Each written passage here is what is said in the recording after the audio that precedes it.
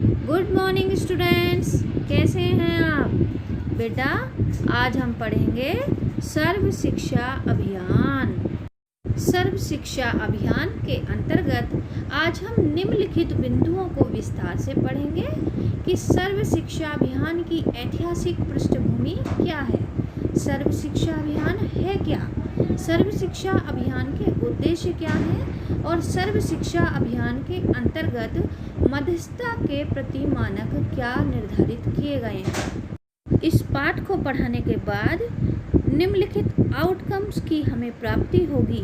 Number 1, छात्र सर्व शिक्षा अभियान की पृष्ठभूमि से अवगत होंगे। छात्र सर्व शिक्षा अभियान को परिभाषित कर पाएंगे।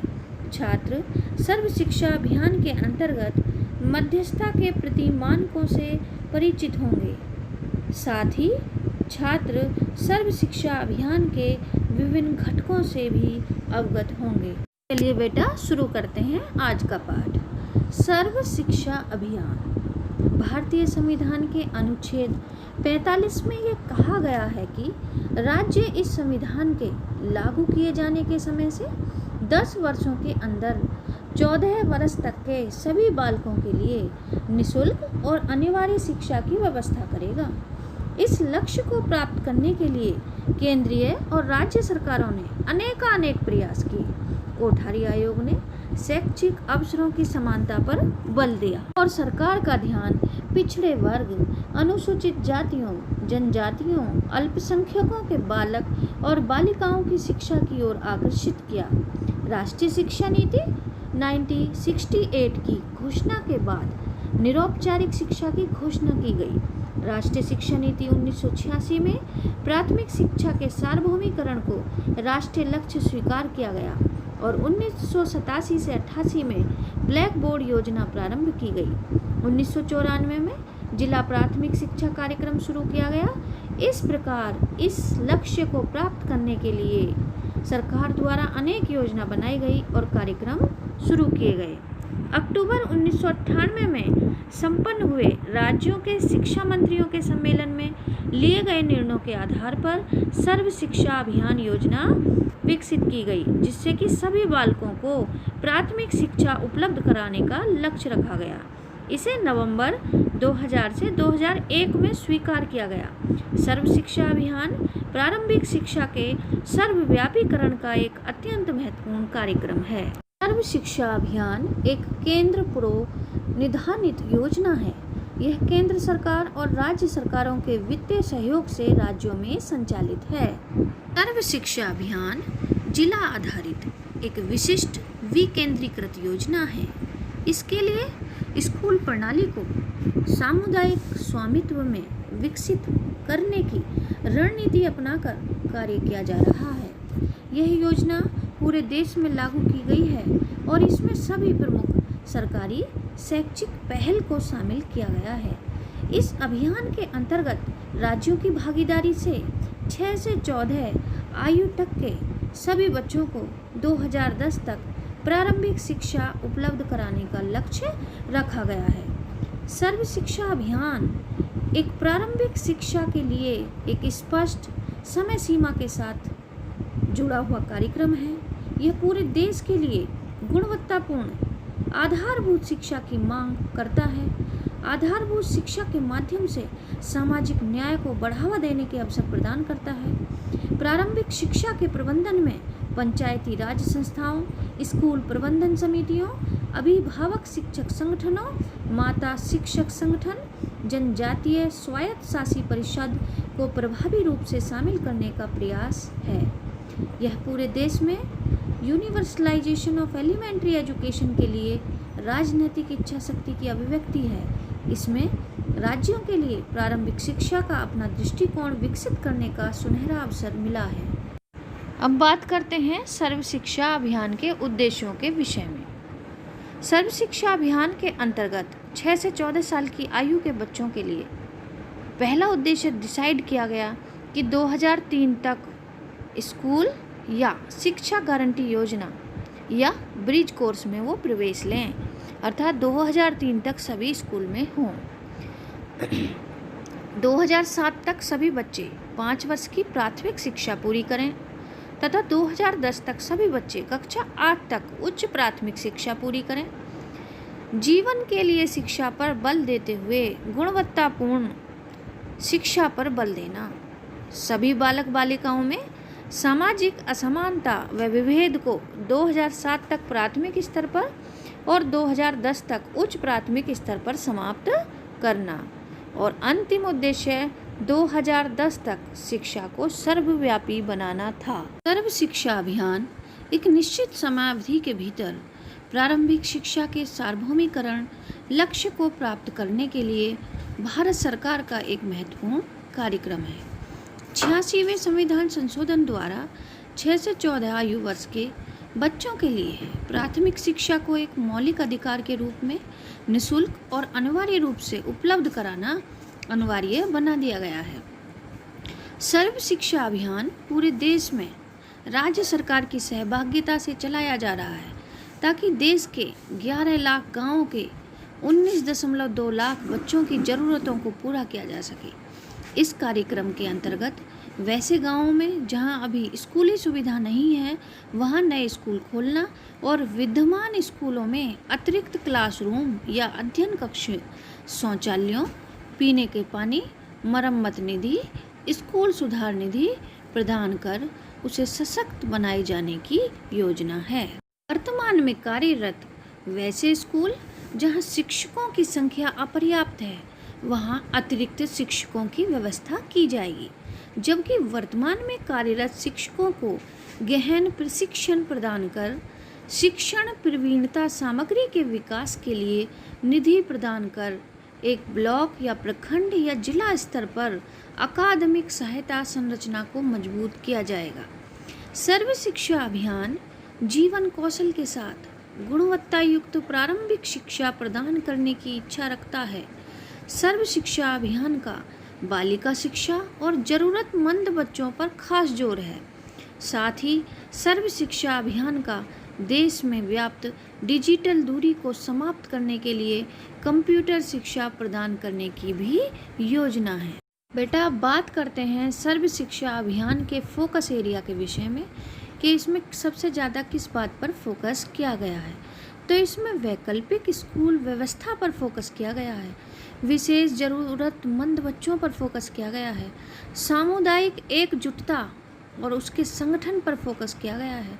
साथ ही बालिका शिक्षा पर इसका सबसे महत्वपूर्ण ध्यान है। साथ ही सबसे प्रमुख उद्देश्य प्रारंभिक शिक्षा की गुणवत्ता में सुधार करना है। सर्व शिक्षा अभियान के अंतर्गत सबसे महत्वपूर्ण बिंदु लिया गया संस्थागत सुधार करना। सर्व शिक्षा अभियान का यह महत्वपूर्ण उद्देश्य है कि वो संस्थागत सुधार करे और इसके अंतर्गत राज्यों में संस्थागत सुधार किए जाएंगे। राज्यों को अपनी मौजूदा शैक्षिक पद्धति का वस्तुपरक मूल्यांकन करना होगा, जिसमें शैक्षिक प्रशासन, स्कूलों में उपलब्धि स्तर, वित्तीय मामले, विकेंद्रीकरण तथा सामुदायिक स्वामित्व, राज्य शिक्षा अधिनियम की समीक्षा, शिक्षकों की नियुक्ति तथा शिक्षकों की तैनाती को तर्कसम्मत बनाना, मॉनिटरिंग करना, मूल्यांकन करना, लड़कियों और अनुसूचित जाति जनजाति तथा सुविधा विहीन वर्गों के लिए शिक्षा, निजी स्कूलों तथा ECCE संबंधी मामले शामिल होंगे। कई राज्यों में प्रारंभिक शिक्षा प्रदान करने की व्यवस्था में सुधार के लिए संस्थागत सुधार भी किए गए।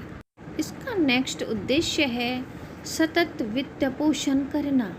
सर्व शिक्षा अभियान इस तथ्य पर आधारित है कि प्रारंभिक शिक्षा कार्यक्रम का वित्त पोषण सतत जारी रखा जाए।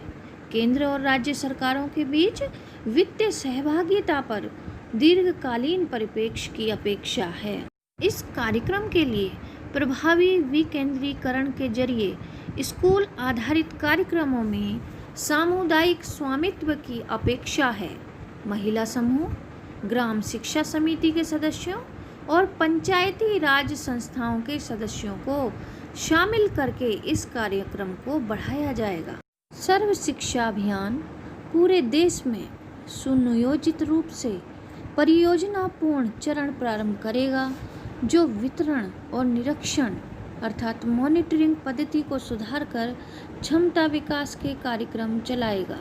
सर्व शिक्षा अभियान पाठ्यचर्या में सुधार करके तथा बाल केंद्रित कार्यकलापों और प्रभावी शिक्षण पद्धतियों को अपनाकर प्रारंभिक स्तर तक शिक्षा को उपयोगी और प्रासंगिक बनाने पर विशेष बल देता है।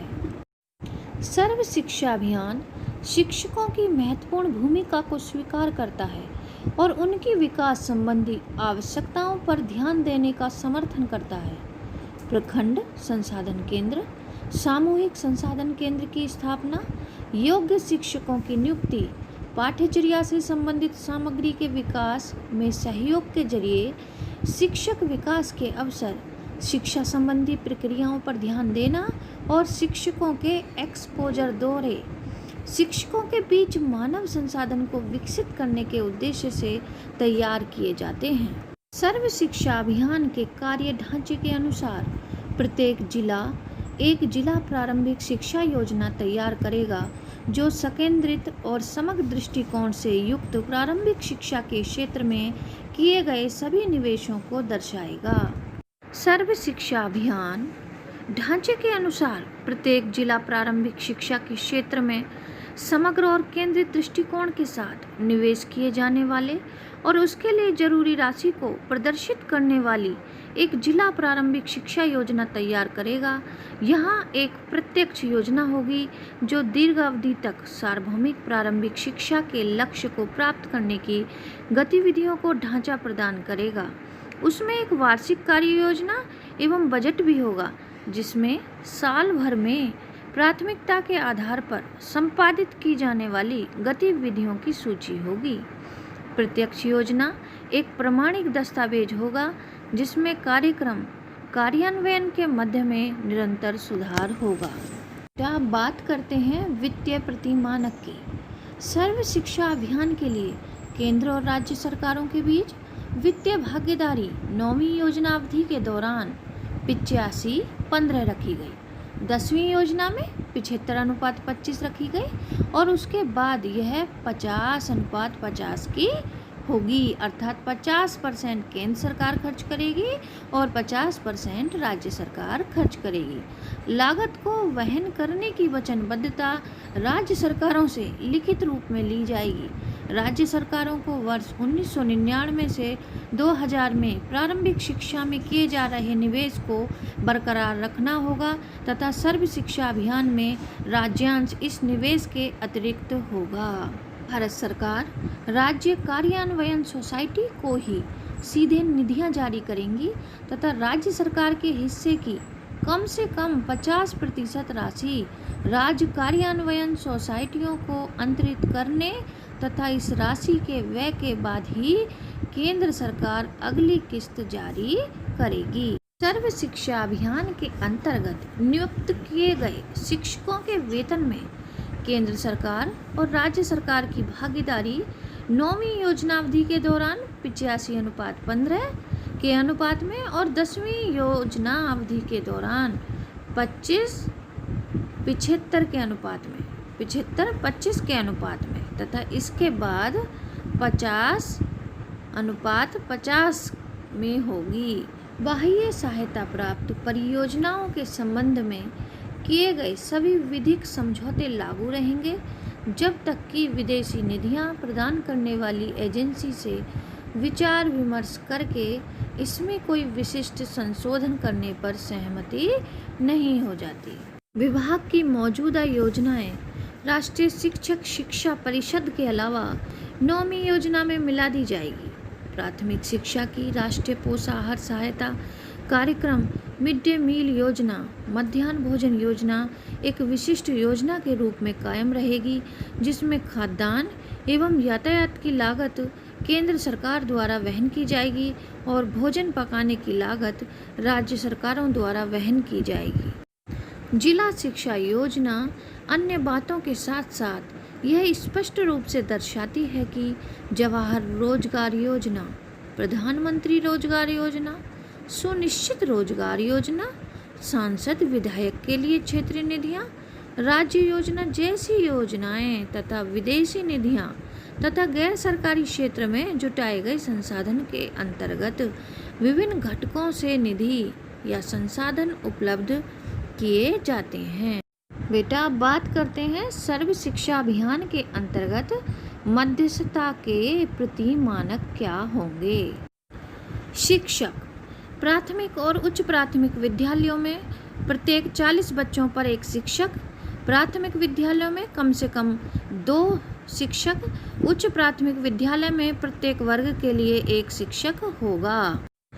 स्कूल या वैकल्पिक स्कूली सुविधा प्रत्येक निवास स्थान घर से 1 किलोमीटर के भीतर राज्य मानक के अनुसार और नए स्कूल खोलने या उन गांवों या अधिवास क्षेत्रों में EGS के समान स्कूल की स्थापना का प्रावधान। उच्च प्राथमिक शिक्षा क्षेत्र के अंतर्गत आवश्यकताओं के अनुरूप प्राथमिक शिक्षा पूरी कर रहे बच्चों की संख्या के आधार पर प्रत्येक 2 प्राथमिक विद्यालय पर एक उच्च प्राथमिक विद्यालय की स्थापना होगी। प्रत्येक शिक्षक या प्रत्येक वर्ग या श्रेणी के लिए एक कक्ष जो भी प्राथमिक या उच्च प्राथमिक स्कूल में नीचे हो वहां इस प्रावधान के साथ कि प्रत्येक प्राथमिक विद्यालय में बरामदा सहित 2 कक्ष के साथ 2 शिक्षक का प्रावधान हो। साथ ही उच्च प्राथमिक विद्यालय या वर्ग में हेड मास्टर के लिए एक अलग कक्ष का प्रावधान की बात सर्व शिक्षा अभियान के अंतर्गत कही गई। निःशुल्क पाठ्य पुस्तकें भी बच्चों को दी जाएंगी। प्रत्येक बच्चे की अधिकतम सीमा के अंतर्गत प्राथमिक और उच्च प्राथमिक स्कूलों में पढ़ने वाली सभी लड़कियों, अनुसूचित जाति जनजाति वर्ग के सभी बच्चों को निःशुल्क पुस्तकें दी जाएंगी। निःशुल्क पाठ्य पुस्तक के लिए राज्यों द्वारा दी जा रही निधि वर्तमान में राज्य योजना के द्वारा प्रदान की जाती है। यदि कोई राज्य प्रारंभिक वर्गों में बच्चों को दी जाने वाली पाठ्य पुस्तक के मूल्य पर आंशिक रूप से वित्तीय सहायता दे रही है तो ऐसी स्थिति में सर्व शिक्षा अभियान के तहत बच्चों द्वारा वहन की जा रही राशि का भाग राज्यों को आर्थिक सहायता के रूप में देय नहीं होगा। सिविल कार्य PAB द्वारा प्रत्यक्ष योजना के आधार पर पूरी परियोजना अवधि वर्ष 2010 तक के लिए स्वीकृत निधि के अनुसार सिविल कार्य के लिए कार्यक्रम निधि पूरी परियोजना लागत के 33% की सीमा से अधिक नहीं होगी। 33% की सीमा में भवन के मरम्मत व देखभाल पर होने वाला खर्च शामिल नहीं होगा। हालांकि किसी खास वर्ष में वार्षिक योजना के 10 के 40% तक सिविल कार्य के लिए स्वीकार किया जो जा सकता है बशर्ते कि उस वर्ष कार्यक्रम के विभिन्न घटक को पूरा करने के लिए खर्च निर्धारित किया गया हो, लेकिन यह खर्च पूरी परियोजना के 33% की सीमा के अंतर्गत ही होगा। स्कूली सुविधा में सुधार किया जाएगा। प्रखंड संसाधन केंद्र का निर्माण किया जाएगा और टोला संसाधन केंद्र का उपयोग अतिरिक्त कक्ष के रूप में किया जा सकता है। कार्यालय भवन के निर्माण पर होने वाली किसी खर्च का वहन नहीं किया जाएगा। जिला आधारभूत संरचना की योजना भी तैयार करेगी। केवल स्कूल प्रबंध समिति या ग्राम शिक्षा समिति के माध्यम से ही स्कूल भवन की मरम्मत और देखभाल की जाएगी।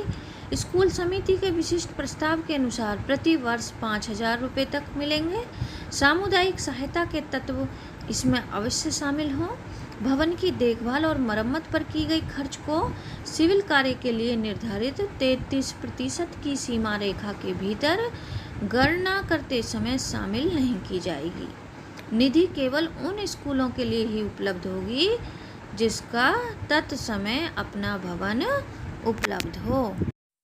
TLM बनाने के लिए शिक्षकों को प्राथमिक और उच्च प्राथमिक विद्यालयों में प्रति वर्ष प्रति शिक्षक 500 रुपये दिए जाएंगे और इनके उपयोग में पारदर्शिता भी रखी जाएगी। प्रत्येक वर्ष सभी शिक्षकों के लिए 20 दिन का सेवाकाल पाठ्यक्रम का प्रावधान, पहले से ही नियुक्त अप्रशिक्षित शिक्षक के लिए 60 दिन का रिफ्रेशल पाठ्यक्रम और नए प्रशिक्षित नियुक्त शिक्षक के लिए 30 दिन का 70 रुपये की दर से अभिसंस्करण या ओरिएंटेशन कार्यक्रम होगा। इकाई लागत सूचक है जो गैर आवासीय प्रशिक्षण कार्यक्रम में कम होगा। सभी प्रशिक्षण लागत इसमें शामिल होंगी। मूल्य निरूपण के दौरान प्रभावी प्रशिक्षण के लिए क्षमता का मूल्यांकन विस्तार की सीमा का निर्धारण करेगी और वर्तमान शिक्षक योजना के तहत SCERT DIET डाइट के लिए सहायता प्रदान करेगा। बालिका शिक्षा और प्रारंभिक बाल देखभाल एवं शिक्षा के लिए सर्व शिक्षा अभियान में कहा गया है कि अनुसूचित जाति जनजाति समुदाय के बच्चों के लिए मध्यस्थता, विशेष रूप से उच्च प्राथमिक स्तर पर सामुदायिक कंप्यूटर शिक्षा के लिए नवीन गतिविधि कार्य शामिल होंगे और प्रत्येक नवीन परियोजना के लिए 15 लाख रुपए तक और जिले के लिए प्रत्येक वर्ष 50 लाख रुपए का प्रावधान सर्व शिक्षा अभियान पर लागू होगा। ECE और बालिका शिक्षा मध्यस्थता के लिए इकाई लागत पहले से ही चल रही योजना के अंतर्गत स्वीकृत होगी। विकलांगों के लिए समावेशी शिक्षा की व्यवस्था होगी। SSA का उद्देश्य यह सुनिश्चित करना है कि विशेष आवश्यकता वाले प्रत्येक बच्चे को, चाहे वह किसी भी श्रेणी का हो, किसी भी कोटि का हो, उसकी विकलांगता की मात्रा कुछ भी हो, उपयुक्त वातावरण में शिक्षा उन्हें प्रदान की जाएगी। उठाए जा रहे कदम में जहाँ कहीं व्यवहार्य हो, मोटर विकलांग तथा अन्य हल्के विकलांग बच्चों की शिक्षा अन्य बच्चों के समान ही होगी। अधिक विकलांग बच्चों हेतु जहाँ तक संभव हो जिला मुख्यालय में ही छात्रावास के साथ विशेष स्कूल मुहैया कराना। SSA विशेष आवश्यकता वाले सभी बच्चों को समेकित तथा शामिल की जाने वाली शिक्षा मुहैया करवाता है। विशेष आवश्यकता वाले बच्चों को स्कूलों हेतु तैयार करने के मुख्य उद्देश्यों के साथ आवासीय सेतु पाठ्यक्रम भी मुहैया करवाए जाते हैं, जिससे कि बेहतर गुणवत्ता को शामिल किया जा सके। तो लड़कियों की शिक्षा और विकलांगों के लिए की शिक्षा पर सर्व शिक्षा अभियान में जोर दिया गया है। अब बात करते हैं सर्व शिक्षा अभियान के घटक या योजनाओं की। सर्व शिक्षा अभियान के प्रमुख घटक हैं शिक्षा गारंटी योजना और वैकल्पिक शिक्षा केंद्र। जो हमारी शिक्षा गारंटी योजना और वैकल्पिक प्रयोगात्मक शिक्षा है, यह स्कूल न जाने वाले बच्चों को प्राथमिक शिक्षा के दायरे में लाने के लिए शुरू की गई थी और अब यह सर्व शिक्षा अभियान का एक महत्वपूर्ण भाग है। दूसरा, ऑपरेशन ब्लैक बोर्ड योजना। यह सन 2003 में सर्व शिक्षा अभियान का घटक बना दी गई है। इस योजना के लिए अलग से बजट का प्रावधान भी किया जाता है। इसके द्वारा प्राथमिक और उच्च प्राथमिक विद्यालयों की इंफ्रास्ट्रक्चर में सुधार किया जा रहा है। सन 2014 से 15 तक लगभग 90% प्राथमिक और 80% उच्च प्राथमिक विद्यालयों को इस योजना का लाभ पहुंचाया जा रहा है। तो ऑपरेशन ब्लैक बोर्ड 1987 में शुरू हुई और इसे सन 2003 में सर्व शिक्षा अभियान का घटक बना दिया गया है। अगली है जिला प्राथमिक शिक्षा कार्यक्रम।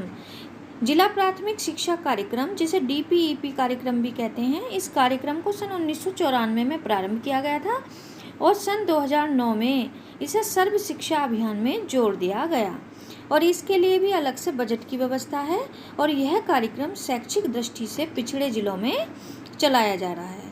अगली योजना मध्याह्न भोजन योजना है और इस योजना का आरंभ 15 अगस्त 1995 को किया गया था और 2007 में इसे भी सर्व शिक्षा अभियान में जोड़ दिया गया। इसके लिए भी अलग से बजट का प्रावधान है। 2014 से 15 तक यह योजना 11.58 लाख प्राथमिक और उच्च प्राथमिक विद्यालयों एवं शिक्षा गारंटी केंद्रों में लागू की जा चुकी थी और इसमें 10.45 करोड़ बालक बालिकाएं लाभान्वित हो रहे थे। अगली और लास्ट जो अभियान घटक है सर्व शिक्षा अभियान का, वो है कस्तूरबा गांधी बालिका विद्यालय योजना। बालिकाओं की शिक्षा के विकास के लिए यह योजना जुलाई 2004 में शुरू की गई और 2007 में इसको भी सर्व शिक्षा अभियान में जोड़ दिया गया। इसके लिए भी अलग से बजट का प्रावधान है बच्चों। वर्तमान में केंद्रीय और राज्यों की सरकारें 50:50 में इस योजना पर व्यय कर रही है, अर्थात 50% केंद्र सरकार देती है और 50% राज्य सरकार देती है। 2014 से 15 तक 3,593 कस्तूरबा गांधी बालिका विद्यालय देश के अंदर खोले जा चुके हैं। बेटा अब बात करते हैं सर्व शिक्षा अभियान के सफल संचालन और अनुश्रवण हेतु ढांचे की। तो राष्ट्रीय स्तर पर गठित समिति में प्रधानमंत्री अध्यक्ष होंगे, मानव संसाधन विकास मंत्री उपाध्यक्ष होंगे और राज्यों के शिक्षा मंत्री तथा शिक्षाविद इसके सदस्य होंगे। तो राष्ट्रीय स्तर पर गठित समिति की बात की गई। अब दूसरा पॉइंट है प्रदेश स्तर पर गठित समिति में मुख्यमंत्री अध्यक्ष होंगे, शिक्षा मंत्री उपाध्यक्ष होंगे और शिक्षाविद, शिक्षक, जनप्रतिनिधि, शैक्षिक संगठनों के प्रतिनिधि और भारत सरकार के प्रतिनिधि इसके सदस्य होंगे। जनपद स्तर की बात करें तो जनपद स्तर पर 2 समितियों का गठन किया गया है। एक जिलाधिकारी की अध्यक्षता में गठित जिला शिक्षा परियोजना समिति और दूसरी जिला पंचायत अध्यक्ष की अध्यक्षता में गठित जिला शिक्षा समिति। साथ ही गांव या वार्ड स्तर पर गांव या वार्ड शिक्षा समिति भी इसमें गठित की गई हैं। इस तरह से आज हमारा टॉपिक सर्व शिक्षा अभियान हमने डिटेल में पढ़ा और यहाँ पर समाप्त होता है। धन्यवाद।